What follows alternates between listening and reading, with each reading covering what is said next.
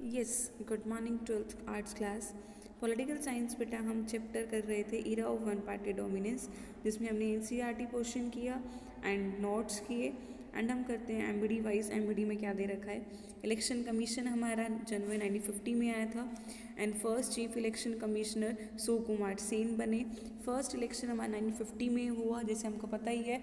October 1951 to fab 1952 में हुआ। 6 month हमारा ये चला था।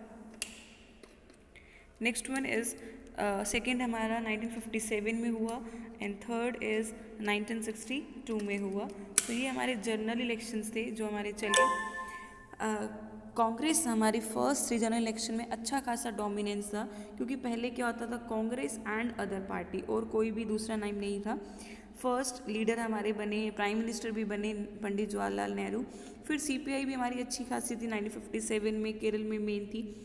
अगर मैं फर्स्ट इलेक्शन की बात करूं तो 16 वोट से ये हमारी सेकंड पार्टीज भी बनी थी हमारी। सोशलिस्टिक पार्टी 1948 में बनी। B R Ambedkar Independent Labour Party के फाउंडर भी थे और फिर बाद में ये इन्होंने रिपब्लिकन पार्टी ऑफ इंडिया भी बनाई।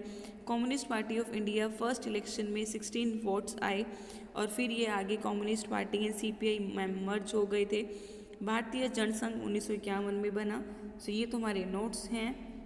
हम जाते हैं सीधा क्वेश्चंस पे। कहता है one party dominance is it with which particle? एक ही पार्टी डोमिनेंस थी, पूरे अधिकार में थी, वो कौन सी थी? कांग्रेस। और Congress as an umbrella organisation, ये किसने बोला था? पाल्मर ने। ऐसे क्वेश्चंस आते हैं, who said this? Which Indian party is oldest party in Asia? Indian National Congress. Mention the name of the 4 states where Congress fail to get absolute majority 1952। 1952 में बहुत बड़ी मेजोरिटी से हारी थी। कौन से स्टेट्स में हारी थी हमारी?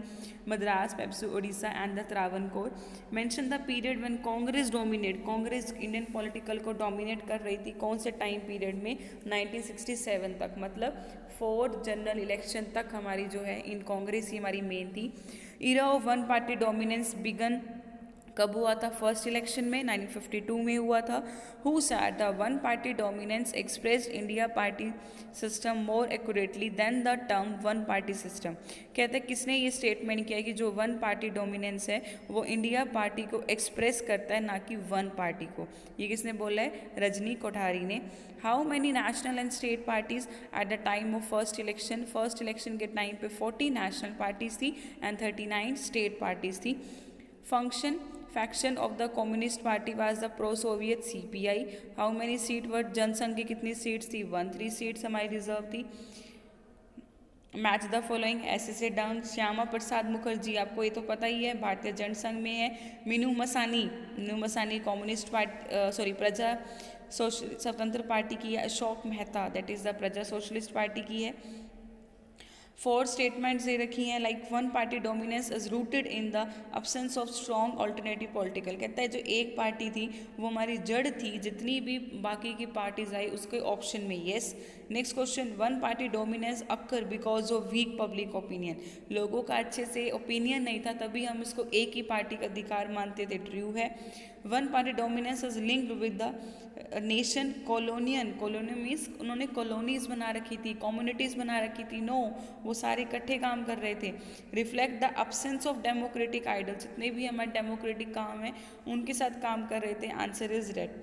नेक्स्ट क्वेश्चन, इफ द भारतीय जनसंघ और the communist party of India had formed the government after the first general election in which respect with the policies of government have been different and difference। कहता है अगर भारतीय जनसंघ और हमारी communist दोनों को मिला दें। भारतीय जनसंघ हमारी इंग्लिश लैंग्वेज के बहुत अगेंस्ट थी। वो कहती थी जो आपकी रीजनल लैंग्वेज है, आपको जो भी कंफर्टेबल लगे आप वो यूज़ करो। लेकिन हमारी कम्युनिस्ट पार्टी इंग्लिश को ही ऑफिशियल लैंग्वेज बोलती थी, इंग्लिश में ही यूज़ करना है। जनसंघ कभी भी किसी भी धर्म कल्चर को लेकर नहीं आती थी। इसका एक टारगेट भी था, अगर आपको टैगलाइन पता हो इसकी, कि one culture one nation one country. तो वैसे ये जनसंघ थी, लेकिन यह जो कम्युनिस्ट थी वो सोशलिज्म पे थी, बस लोगों का भला करो। आप ये भी नहीं चेक करें कि वो एक्चुअल में भला हो भी रहा है या फिर नहीं हो रहा है। नेक्स्ट इज जो जनसंघ था वो डेवलपिंग न्यूक्लियर वेपन, वो अपनी सिर्फ सिक्योरिटी के बारे में बात करता था कि इंडिया को प्रॉपर तरीके से सिक्योरिटी मिल भी रही है या फिर नहीं मिल रही है। और जो कम्युनिस्ट पार्टी है वो न्यूक्लियर वेपन पे बात कर रहा है, वो चेक कर रहा है कि सिर्फ टेस्ट वगैरह नहीं कर रहा है, वो कोई भी सिक्योरिटीज़ की बात नहीं करता, वो सिर्फ भिड़ाने की बात करता था। Next question is in what sense was the Congress and ideological coalition. ये आपके डायरेक्ट नोट से क्वेश्चन आया हुआ है, ये आपको पैराग्राफ नहीं लिखना है, जो आइडियोलॉजिकल कोalition के पॉइंट्स हैं आपको वो एक्सप्लेन करने हैं नोट से। Next question is that the prevalence of one party dominance system affect adversely the democratic nature of Indian politics. कहता है कि जो वन पार्टी डोमिनेंस था वो गलत तरीके से अफेक्ट डल रहा था अपनी पॉलिटिक्स में। तो आप लिखोगे येस, इस पैराग्राफ के अकॉर्डिंग नहीं लिखना, आपको लिखना है कैसे अफेक्ट डल रहा था।